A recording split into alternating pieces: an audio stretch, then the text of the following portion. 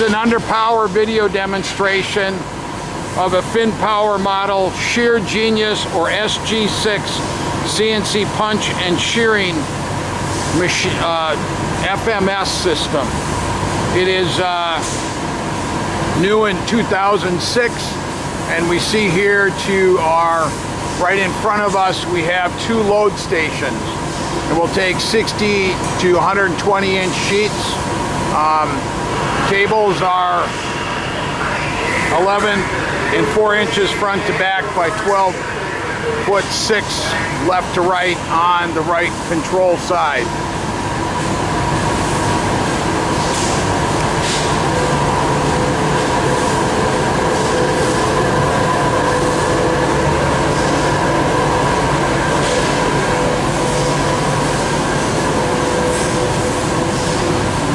Here's a control, and the control actually has 4 multi-stations that each station will take up to 8 tools.